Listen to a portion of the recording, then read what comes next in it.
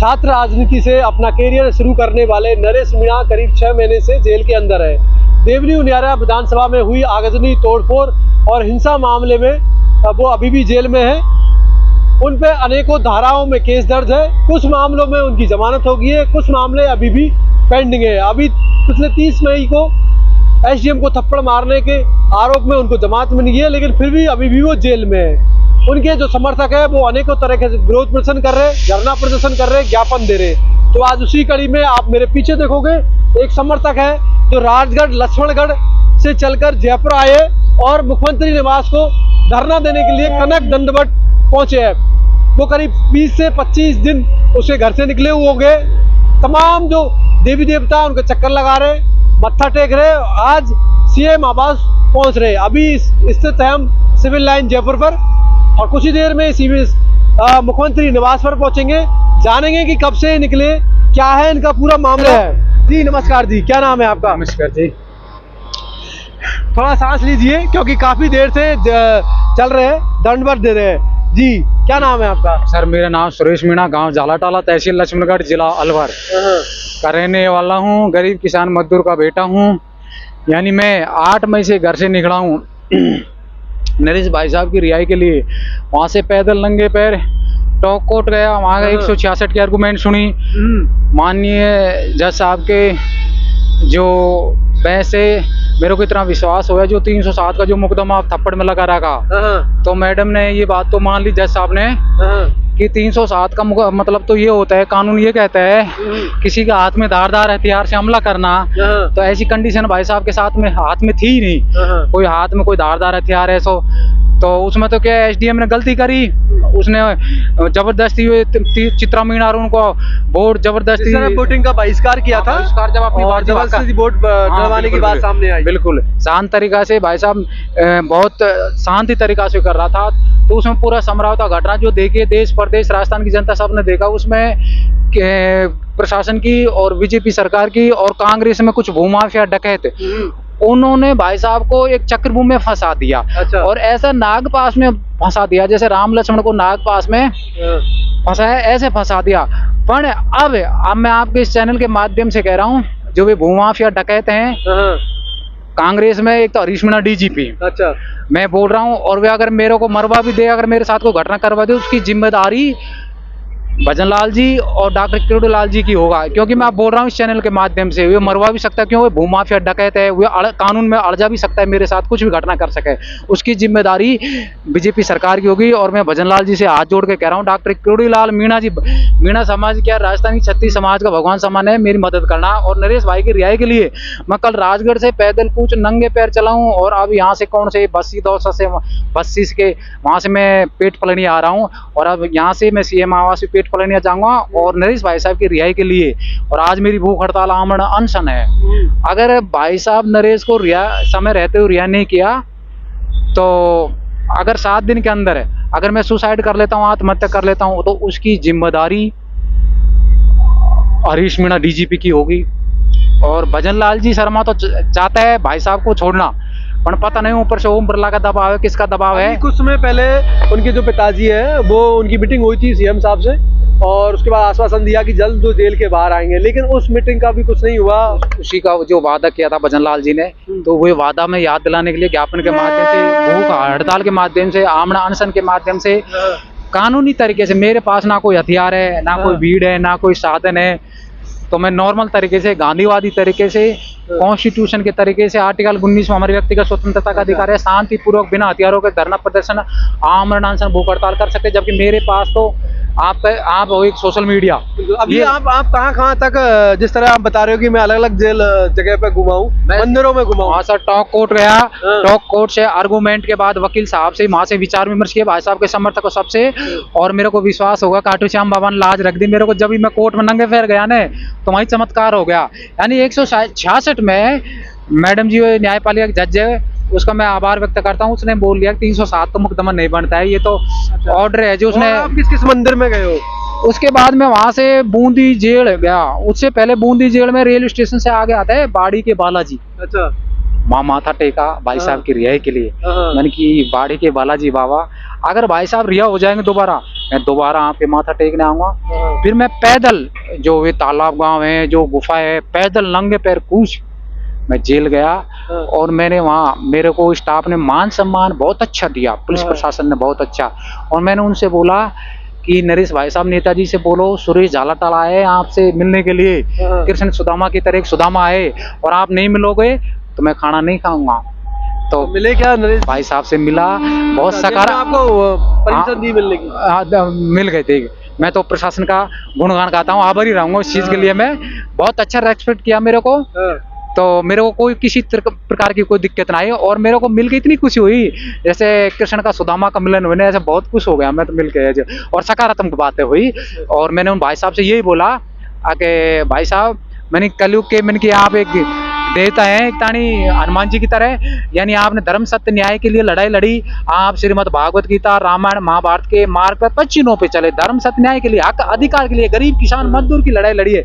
सत्य परेशान हो सकता है, पराजित नहीं हो सकता है। भाई साहब आपको जेल में ज्यादा समय तक, ज्यादा दिन तक नहीं रहने दूंगा मैं, और आप जेल से बाहर आ गो।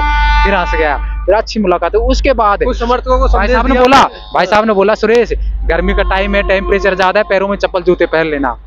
मैंने कि भाई साहब नहीं। उसके बाद मैं वहां से फिर जयपुर आ गया।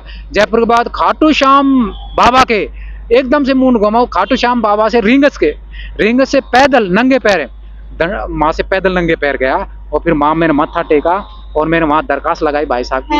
मैंने खाटू श्याम बाबा आपके चरणों में मत्था टेकता हूँ, ये झोली मांगता हूँ, भीख मांगता हूँ। ये यहाँ पर छोटा सा भक्त, बजरंग बली बाबा का भक्त नरेश भाई को जल्दी से जल्दी रिहा कराओ।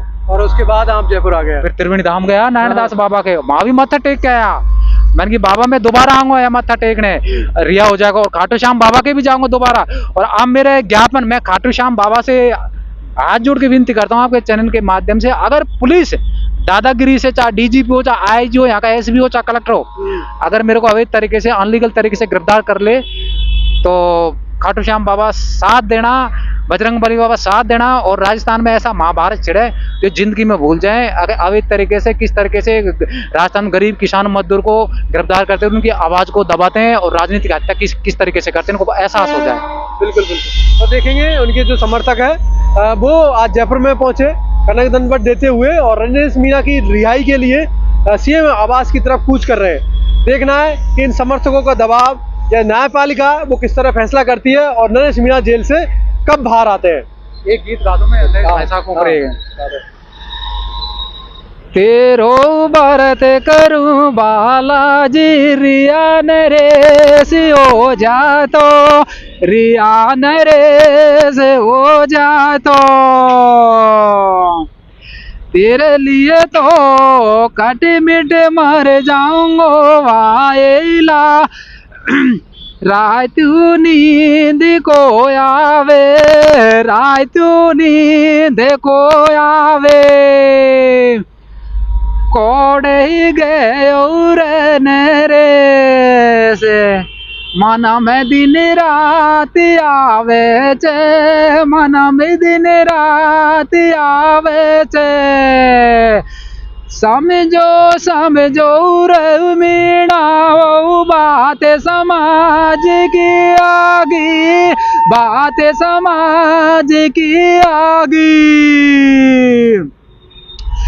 जागे को भर लायो दूध की रोड़ी न तो गोल माँ पी ले, की रोड़ी न तो गोल माँ पी ले, राजगढ़ लक्ष्मणगढ़ जो के बीच में डोली, राजगढ़ लक्ष्मणगढ़ जो के बीच में डोली, भाई मारो पास तो सहेली चोर अरीस ले बैठो, चोर अरीस ले बैठो, डीजीपी ले बैठो रे भाई मारो फांस तो सहेली चोर अरीस ले बैठो, चोर अरीस ले बैठो।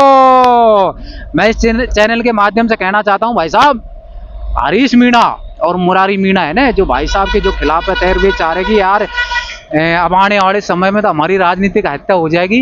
यानी वे तो सोच रहा क्या सबूत है है कि क्या सबूत है कि इस तरह आप हरबेर है हरीश मीणा डी और उन पर आरोप लगाते हैं? सर, क्या कुछ पूरा समाज देखता है और वे खुद उसका बैकग्राउंड देखो आप। मैं भजन लाल जी से कहता हूँ इसकी इंक्वायरी कराओ आप। ईडी और बाबा किरोड़ी लाल जी से कहता हूँ, मैं हाथ जोड़ के निवेदन करता हूँ, और माँ मौसी गोल माँ से कहता हूँ, जो ये समाज को बदनाम करा रहा है भूमाफिया डकैत है। अगर कांग्रेस में ऐसा रिया तो कांग्रेस तुम देख लेना मीणा समाज तो इसको खत्म ही कर देगा। इस तरीके से आज जो नरेश भाई साहब के साथ जो किया ने कांग्रेस वालों ने ज्यादा नुकसान किया है। ये तो समाज की लोगों की सोच है। जो एक्चुअली जो इसमें पूरा जो खेल था ना इसमें तो कांग्रेस का था, और अपनों ने ही धोखा दिया। अपनों ने धोखा दिया। हरीश मीणा और मुरारी मीणा का गेम था ये पूरा। मैं इस चैनल के माध्यम से कह रहा हूँ, और ये सोच रहा है अगर मैं 2028 में एमएलए बन जाऊंगा, मैं विधायक बन, आपको मैं इस चैनल के माध्यम से कह रहा हूँ, डेट टाइम नोट कर लेना। हरीश मीणा और मुरारी मीणा और ज्यादातर हरीश मीणा की तो राजनीतिक हत्या हो चुकी है हमेशा के लिए। कोई परिवार में से कोई पन फेंकना है, उसका खुद का बैकग्राउंड देख लो, खुद के पंजाब में कोई मीणी ले आता तो उसका कोई का भला होता, कोई गरीब किसान मजदूर की बेटी उसको संस्कार आता। ये तो चोर डकैत भूमाफिया है, यूपी का अतीक अहमद है। मैं तो योगी आदित्यनाथ जी से कहता हूँ, बाबा आप राजस्थान में आ जाओ 1-2 दिन के लिए, हरीश मीणा के यहाँ मकान पे बुलडोजर चला दो, जिसको पता लग जाए राजनीति कैसे होते। जैसे 1857 में जब भारत देश गुलाम रहा उस टाइम पे है जो ये अंग्रेजों ने जैसे क्रूरता व्यवहार किया था अपने देशवासियों के लिए, राड़ों से मारना, महिला पुरुष सबके लिए अत्याचार शोषण ये किया, उस तरीके से ये हरीश मीणा ये कर रहे हैं। राजनीतिक आर्थिक साधनों को इस्तेमाल करके ये अपना साम्राज्य स्थापित करने चाहते हैं। पर अब सब जो युवा गांव में गरीब किसान मजदूर सब एक्टिव हो गए, शिक्षित होगा, यानी अब इनके बहकाव में नहीं आएगा। और मैं तो इस चैनल के माध्यम से कह रहा हूँ, मीणा समाज से हाथ जोड़ के कह रहा हूँ, सब समाज से कह रहा हूँ, राजस्थान की ये है ना हरीश मीणा, इसको तो जिंदगी में वोट मत देना। इसको तो है जो साले को हमेशा के लिए खत्म कर देना राजनीति। और मैं तो खाटू श्याम बजरंग बली बाबा से कह रहा हूँ, अगर आज हमारी इसने मेरी ऐसी आत्मा छता रखी है व्यक्तिगत और नरेश भाई साहब की इतनी आत्मा छता रखी है, ये आने वाले समय से जड़ से खत्म है इसकी राजनीतिक हत्या। तो देखेंगे जो समर्थकों का गुस्सा है वो तमाम राजनीतिक पार्टियों के नेताओं से भी है और उन लोगों से भी है जो एक तरह से षड्यंत्रस्त है, भीतरघात करते हैं और पीठ पीछे धोखा देते हैं।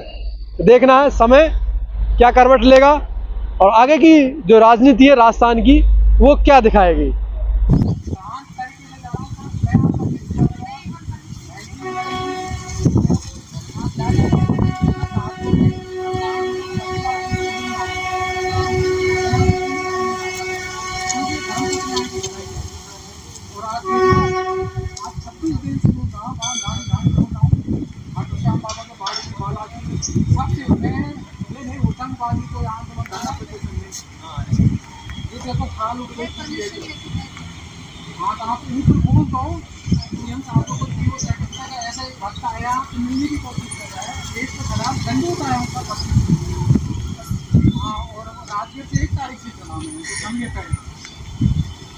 और आज 26 दिन हो गए, मैं ये नहीं कि मैं आपको भीड़ करता